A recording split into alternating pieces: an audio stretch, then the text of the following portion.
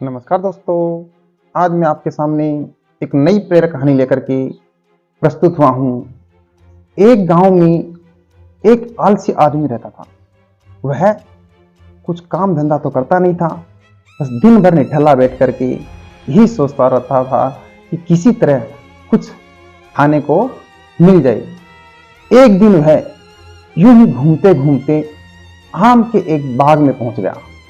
वहां रसीले लदे हुए आमों को देख करके उसके मुंह में पानी आ गया और वह आम तोड़ने के लिए आम के पेड़ पर चढ़ गया।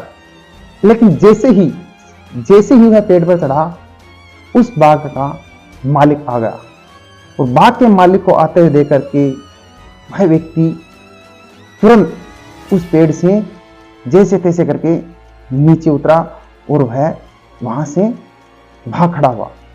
भागते भागते गांव के बाहर स्थित जंगल में जा पहुंचा। वह पूरी तरह से थक चुका था, इसलिए वह एक पेड़ के नीचे बैठकर सुस्ताने लगा। तभी उसकी नजर एक लोमड़ी पर पड़ी। वह लोमड़ी की एक टांग टूटी हुई थी। वह लंगड़ा करके चल रही थी।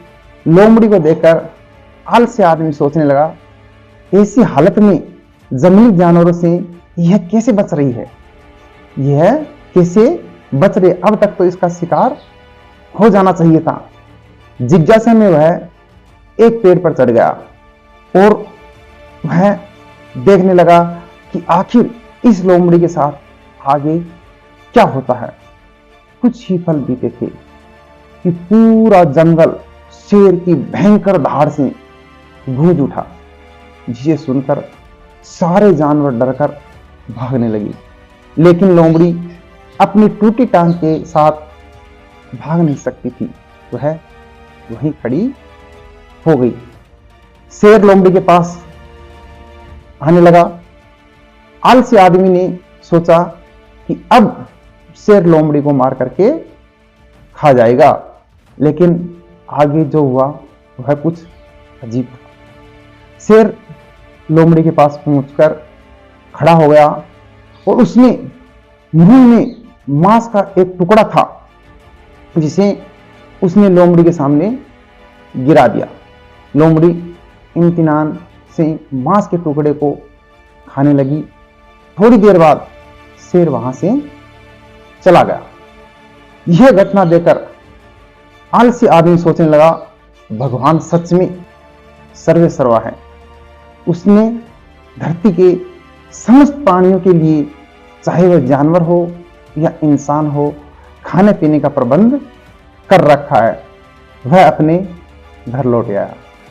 घर आकर वो 2-3 दिन तक बिस्तर पर लेटकर प्रतीक्षा करने लगा कि जैसे भगवान ने शेर के द्वारा लोमड़ी के लिए भोजन भिजवाया था, वैसे ही उसके लिए भी कोई ना कोई खाने पीने का सामान लेकर के आएगा। लेकिन ऐसा कुछ भी नहीं हुआ।